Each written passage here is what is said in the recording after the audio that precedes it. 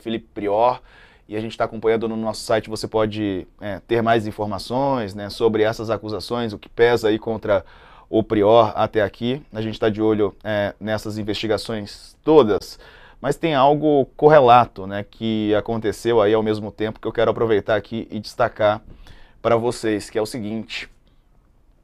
A Mayra Pinheiro, advogada que defende uma das vítimas que acusam o Prior de estupro, revelou as ameaças que sofre desde 2021, quando entrou no caso. Depois da condenação do ex-BBB, ela expôs mensagens e ligações com xingamentos de fãs dele.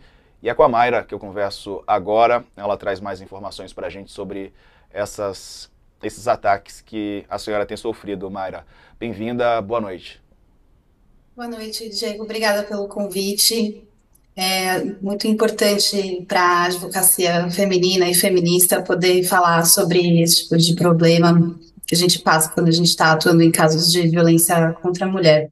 Só uma pequena correção: na verdade, eu e a doutora Juliana Valente atuamos em nome de quatro mulheres que foram vítimas de estupro cometidos pelo Felipe Prior em 2014, 2015, 2016 e 2018. E as ameaças e ataques e ofensas de caráter misógino começaram já em abril de 2020, quando nós publicizamos os relatos das três primeiras vítimas. Foi uma escolha que nós fizemos, que foi inclusive política, junto com as meninas, de trazer à luz a história do que elas viveram, porque era muito revoltante que um autor de crimes tão graves fosse cultuado e laureado como a personalidade do momento, quando na verdade o passado dele, que até então estava oculto e começou a vir à tona com a visibilidade, era de um criminoso serial, com um comportamento predatório contra mulheres. Sim, a senhora trouxe a informação então de que representa a senhora mais de uma, né, dessas mulheres. E depois de feita a denúncia, né, o que aconteceu? Então, a gente fez um primeiro trabalho de investigação defensiva, que é a investigação conduzida por advogado. Colhemos 11 depoimentos de testemunhas que tinham informações sobre as circunstâncias dos primeiros três crimes e também sobre a conduta social e a personalidade do agressor. Levamos o resultado dessas investigações ao judiciário e à polícia, e a partir daí foi instaurado um primeiro inquérito que se desdobrou na ação penal que rendeu a última condenação e em outros três procedimentos. Atualmente, nós temos um outro processo em que houve o recebimento da denúncia, ou seja, que ele é réu por mais um crime de estupro, e tem mais dois que estão com a polícia e com o Ministério Público em comarcas do interior. E quando os ataques começaram, doutora? Já em abril, assim que saiu a notícia, né, a primeira matéria que saiu sobre o relato das meninas foi publicada pela revista Marie Claire, e já no mesmo dia a minha caixa de entrada e a caixa de entrada da doutora Juliana Valente ficaram recheadas de todo tipo de ataque misógino que você puder imaginar, inclusive comentários em fotos minhas e da minha filha. Foi uma coisa bem chocante. É, Na verdade, esses ataques que a gente recebia, eles não vieram à tona só agora. É algo que eu comento na minha rede social desde o início do caso. É algo que, inclusive, eu acho que eu até mencionei em algumas das entrevistas que a gente deu lá em 2020. Só que só agora com a condenação que a devida importância foi dada a esse tipo de conduta que caracteriza crime de coação no curso do processo, porque se trata de uma tentativa de intimidar uma pessoa que é uma das partes do processo, né? É um ataque de caráter misógino a uma mulher no exercício da sua profissão. E que bom que agora as pessoas entenderam que isso é absurdo.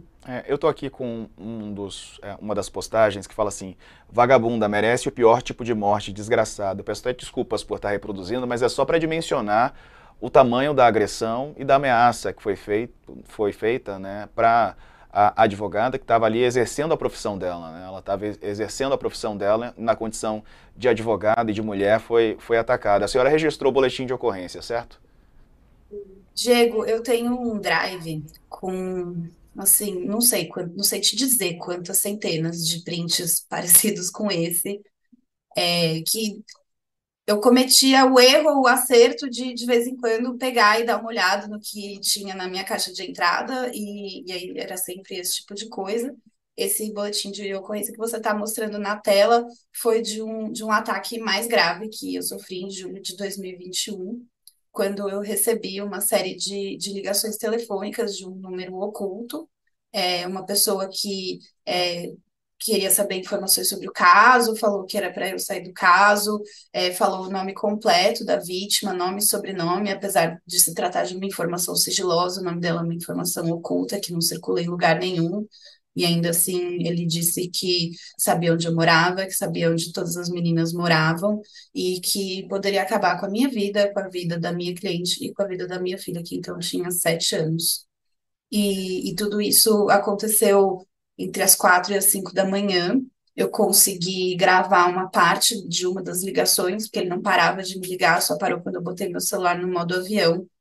E aí eu saí para dar uma respirada, porque foi muito chocante. Eu não sabia se era uma pessoa que poderia estar na porta da minha casa, querer dar uma paulada na minha cabeça quando eu menos esperasse, ou se era só um fanático com o telefone na mão. E aí, quando eu abri minha caixa postal, tinha mais uma ameaça. Eu consegui documentar esses dois áudios, eu tenho os prints das dezenas de ligações que eu recebi, e eu levei essas informações para a Polícia Civil do Estado de São Paulo, que, a meu ver, de maneira equivocada, classificou o crime como de ameaça, como, na verdade, como eu te falei, é coação no curso do processo, a pena é mais grave, a ação penal é pública e incondicionada, é um crime que é contra a administração da justiça. Então, vamos ver se agora, com a visibilidade desse absurdo, o Ministério Público e a polícia conduzem com mais atenção, porque, a meu ver, é um tipo de violência de gênero, porque os advogados homens que integram a equipe de defesa das vítimas não receberam nada parecido com isso. É bem sintomático, né, doutora? E alguém já está sendo responsabilizado até agora? Ninguém. Então, eu até tentei, junto à operadora de telefonia, obter o número que me ligou, eles se recusaram a me fornecer, a gente processou a operadora e a Polícia Civil também conseguiu o número. O número é de titularidade de uma mulher, pertence a ela desde 2007. Eu tenho fortes convicções de que esse número pertence ao filho dela, mas a gente ainda não conseguiu avançar muito nisso. Essa pessoa que é a dona da linha foi ouvida, por carta precatória, um número de Rondônia, e disse que não sabia de nada, mas também não trouxe muitas explicações sobre por que que o número de titularidade dela estava fazendo esse tipo de ligação. A senhora trabalha no sistema judiciário, né, como advogada. Qual que é a expectativa a partir de agora, então? A senhora já falou, mas eu quero te ouvir mais sobre isso, né? Diego, a expectativa agora é que o nosso recurso de apelação seja julgado procedente e que a pena dele seja aumentada, né? Porque nós entendemos que há diversas circunstâncias no crime que destoam da gravidade base do crime de estupro. Que aqui acho que é importante até fazer uma explicação mais teórica, que é o seguinte: o crime de estupro, ele é composto de dois elementos: o ato de natureza sexual e o emprego de coerção, seja por violência física ou ameaça. Então, esses dois são os parâmetros mínimos. A partir de 2009, nós tivemos uma modificação no nosso Código Penal e o crime de estupro passou a compreender qualquer ato libidinoso. Antes era só a conjunção carnal. Então, com essa mudança legislativa, qualquer ato libidinoso praticado através da força física ou de ameaça passou a caracterizar estupro. Então, a gente tem como estabelecer, como um parâmetro mínimo, que se há um ato de natureza minimamente sexual e o emprego de uma coerção física mínima, o estupro estará configurado e esse é o número zero da régua. E aí, a partir daí, quanto mais emprego de violência, mais grave, quanto mais emprego de humilhação, mais grave, quanto maiores as consequências do crime, mais grave. Então, a gente tem, por exemplo, que o não uso de preservativo deixou de ser considerado como um elemento que deveria ensejar aumento de pena, ou a quantidade da violência empregada, então teve puxões de cabelo, teve imobilização, teve uma lesão na região íntima, isso também não foi considerado na hora de estabelecer a gravidade do crime. O fato dele ter abusado da confiança da vítima, oferecendo uma carona e utilizando o carro verdadeiramente como uma arma, uma armadilha, já que ele estacionou o carro numa rua escura, isso também não foi considerado.